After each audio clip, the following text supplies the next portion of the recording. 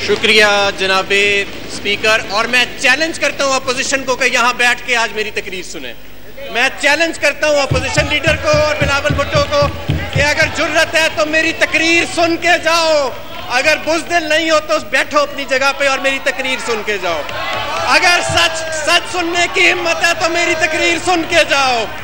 अगर झूठ अपना बेनकाब करना चाहते हो तो कायदे हिस्से खिलाफ मेरी तकरीर सुन के जाओ। प्लीज बैठ। अगर हिम्मत है तो बैठो और मेरी तकरीर सुन के जाओ।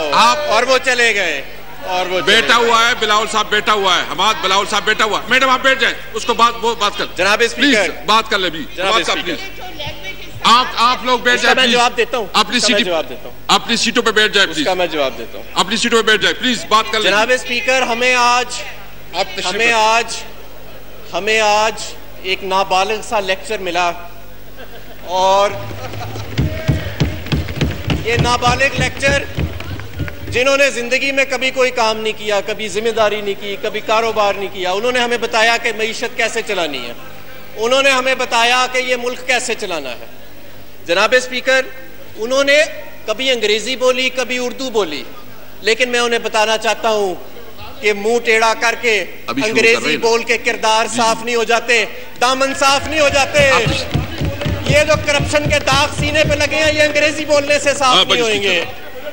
मेरे जनाब स्पीकर जी आप प्लीज अपना आप तशरीफ रखें प्लीज। जनाब स्पीकर, ये वही शख्स है जिसने कहा था कि मैं तुमको जूता मारूंगा और इसने आज तक इसने माफी नहीं मांगी।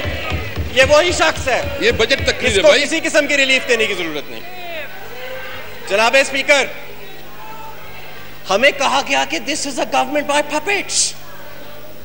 Do they want a government of convicts? Do they want a government in which the people are known not by their names but by the dirtiest scandals in the history of this country? हमें लोगों ने मुंतखब किया है 22 साल की इमरान खान की जिद्दोजहद के बाद। हम कोई 10% 20% की बुनियाद पे यहाँ नहीं आए। हम कोई चंद जागीरदारों को डरा धमका के उनको पैसे दे के यहाँ पे नहीं पहुंचे। और हम पाकिस्तान तहरीके इंसाफ के वो जांबाज कारकुन हैं और वो जा रहे हैं। मैंने चैलेंज किया था कि मेरी तकरीर सुने। ये जो जानवर गिना रहे थे अपने आखिरी कलमे में, जो बड़ी नामुनासिब बात की, मैं आज उसका जवाब दूंगा। इनमें हिम्मत नहीं है सुनने की। जनाब स्पीकर, मैं सिर्फ आपको ये याद दिलाना चाहता हूँ कि ये जो आपके सामने डाइस है, इस पे एक साबिक वजीर आजम ने खड़ा होकर कहा था कि मैं जूता मारूंगा और आज तक माजरत नहीं की। ये जो खड़ा है ऐवान, ये जो यहाँ पे ये जो कायदे हिस्से इख्तिलाफ की सीट है, यहाँ पे खड़ा होके एक शख्स ने शीरी मजारी को के ऊपर जो कलमात कहे थे, वो भी इस रिकॉर्ड का हिस्सा है। उन्हीं डेस्कों से जो आवाज़ें आती हैं, वो भी आपको भी मालूम है और मुझे भी मालूम है। उससे बुरी आवाज़ें हमने कभी किसी गली कूचे में नहीं सुनी जो पीपल्स पार्टी के उन डेस्कों से आती हैं। मैं सिर्फ ये याद दिलाना चाह रहा हूँ कि जो आज हमें लेक्चर दे रहे थे कि ये मुल्क कैसे चलाना है, यहीं से आवाज आई और पंजाब को गाली दी गई और कहा गया कि पूरे पंजाब का कल्चर है गाली देना। इन्हीं डेस्कों से आवाज आई। मैं भी पंजाब की मिट्टी का एक बेटा हूँ। पंजाब का कल्चर गाली देना नहीं है, पंजाब का कल्चर हरगिज़ गाली देना नहीं है। और जो शख्स ये कहेगा वो पंजाब की तहजीब को, पंजाब की तारीख को, पंजाब की सकाफत को, पंजाब के कल्चर को, पंजाब की तारीख को मसख कर रहा है। और मैं आपसे कहूँगा, आप इस वक्त प्रिविलेज मोशन मूव करें और उस शख्स को कटहरे में खड़ा करें जिसने एक पूरे सूबे की इस तरह बेहुरमती की है। जनाब स्पीकर, क्योंकि वो तो चले गए हैं, उन्होंने महंगाई पे बड़ा तज़किरा किया और इकोनॉमिक ग्रोथ पे कि ये 4% ग्रोथ कहाँ से आ गई। इस पे ऐसे महसूस हो रहा था कि जैसे पाकिस्तान पीपल्स पार्टी के को चेयरमैन को बड़ी तकलीफ हो रही है। तो मैंने डेटा निकाला। Order in the house please. Order in the house please. तो मैंने डेटा निकाला। Order in the house please. अपनी सीटों पे तशरीफ रख ले प्लीज। अपनी सीटों पे तशरीफ रख ले प्लीज।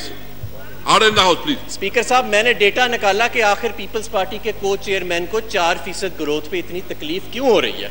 तो पता लगा कि इनके 5 साल में कोई एक भी ऐसा साल नहीं था जिसमें ये 4% इकोनॉमिक ग्रोथ हासिल कर सके। फिर महंगाई की शरह पे बड़ी बात हुई तो मैंने देखा कि ये महंगाई की शरह के ऊपर बात कर रहे हैं। इस वक्त 8.5% के करीब औसतन महंगाई की शरह है। पाकिस्तान पीपल्स पार्टी के को चेयरमैन के दौर में, इनकी जमात के दौर में, ये तो उस वक्त इतने शायद अभी बच्चे होंगे, 21% पहले साल में महंगाई, पाकिस्तान की पिछले 20 साल की बुलंद तरीन सतह। दूसरे साल में 11.7%, तीसरे साल में 13.7% और फिर 11% महंगाई। इस वक्त 8.5% महंगाई की शरह है। कीमतें बढ़ने की मैं रफ्तार की बात कर रहा हूँ, तो शायद ये है। फिर इन्होंने BISP का जिक्र किया कि जी बेनज़ीर इनकम सपोर्ट प्रोग्राम और बड़ा ज़बरदस्त। क्या ये वही प्रोग्राम नहीं जिसके अंदर फरजाना राजा आपकी चेयरपर्सन BISP 150 करोड़ रुपए की मफरूर है? क्या ये वही प्रोग्राम नहीं है जनाब स्पीकर? क्या ये वही प्रोग्राम नहीं है जिसमें जब हम आए तो हमने देखा कि लाखों लोग ऐसे थे जो साहिब हैसियत थे और उनको सिर्फ पाकिस्तान पीपल्स पार्टी से वाबस्तगी की बुनियाद पर ये वजीफे लगाए जा रहे थे? क्या ये वही प्रोग्राम नहीं है जिसमें से हजारों सरकारी अफसरों को निकाला गया जिन्होंने अपने नाम डाले गए थे? क्या ये 8 लाख बंदों को निकाला गया? क्या ये वही नहीं है प्रोग्राम जो इनके दौर में चल रहा था, जिसमें सिर्फ 30-35 लाख लोग थे और हमने पिछले साल 1 करोड़ 60 लाख घरानों को एहसास प्रोग्राम के जरिए इसकी मदद पहुंचाई है। पॉवर्टी की और अनएम्प्लॉयमेंट की फिगर्स की बात हुई और अपनी ही बात को खुद ही कॉन्ट्रडिक्ट कर गए। कहते पॉवर्टी बढ़ गई है, अनएम्प्लॉयमेंट बढ़ गई है, कोई फिगर नहीं दी, कोई डेटा नहीं दिया, क्योंकि सर्वे तो हुआ नहीं 2016-17 से। उसके बाद खुद ही एक इदारा है, कोई उसका नाम लिया और कहा कि इस इदारे के मुताबिक 3 सूबों में पिछले 2 साल में गुर्बत की शरह जो है उसमें कमी आई है।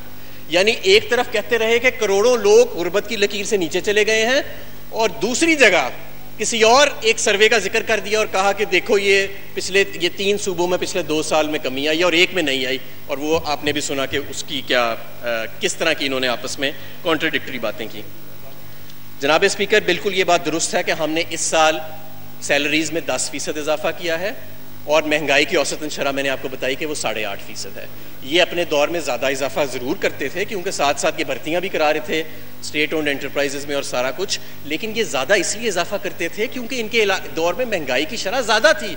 मैंने आपको बताया कि 21% से लेकर 14% तक महंगाई की शरह इनके दौर में रही, इसलिए इनको ज़्यादा इजाफा करना पड़ता था।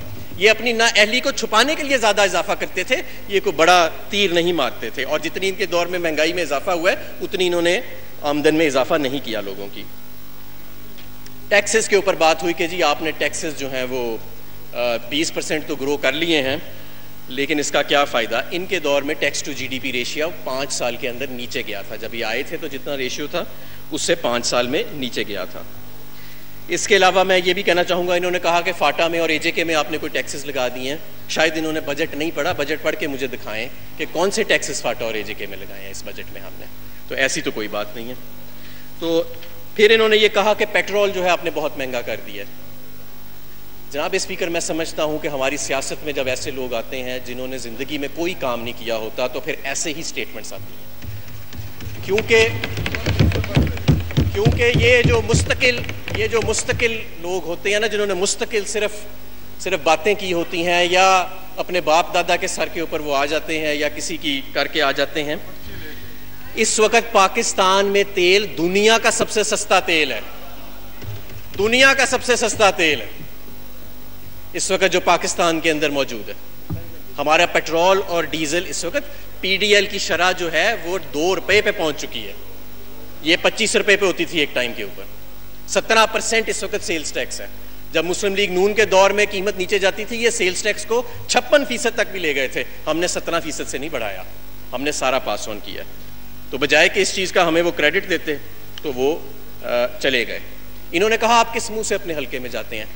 हमारे हल्के में कुत्ते काटने की कोई बीमारी नहीं फैली हुई, अल्लाह का शुक्र है।